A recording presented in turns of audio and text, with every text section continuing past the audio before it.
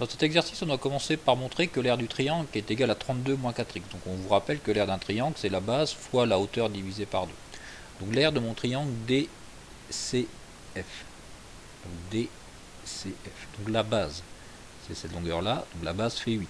La hauteur, c'est cette hauteur-là. Donc sachant qu'ici, d'ici à ici, ça fait x. D'ici à ici, il va nous rester combien?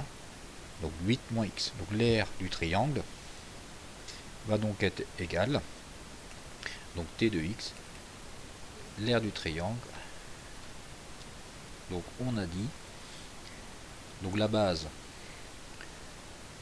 fois la hauteur, donc la base on a dit que ça faisait 8, fois la hauteur, donc la hauteur on vient de dire que ça fait 8 moins x, divisé par 2. Donc 8 fois 8 moins x divisé par 2. Donc on développe. Donc si on développe cette expression, on va donc obtenir t de x qui va être égal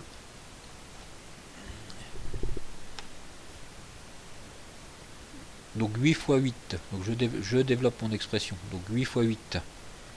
8 fois 8, 64. 64, si 64 divisé par 2, ça va donc nous faire, donc 8 fois 8, 64, 64 divisé par 2, ça fait bien 32. 8 fois moins x, ça fait moins 8x, moins 8x divisé par 2, donc ça fait bien moins 4x. Donc on a bien vérifié l'expression qui était donnée. Montrer que l'aire du carré AEFG est égal à x au carré, c'est pas bien violent, hein. L'aire d'un carré c'est côté fois côté, ça fait x. Donc x fois x, ça fait bien x au carré. En déduire que l'aire totale, donc l'aire bleue ou l'aire grise, donc l'aire bleue est égale à x au carré moins 4x plus 32. Donc l'aire totale, ça va donc être égal à l'aire du carré.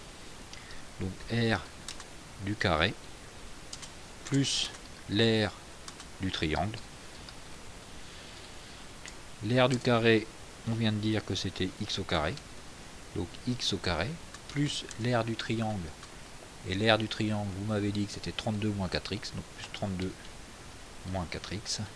Maintenant, si on ordonne l'expression, on va bien avoir x au carré moins 4x plus 32. Donc a de x va bien être égal à x au carré moins 4x. Je vais ordonner, hein, j'ai mis tous les x ensemble, j'ai mis les x dans l'ordre, plus 32.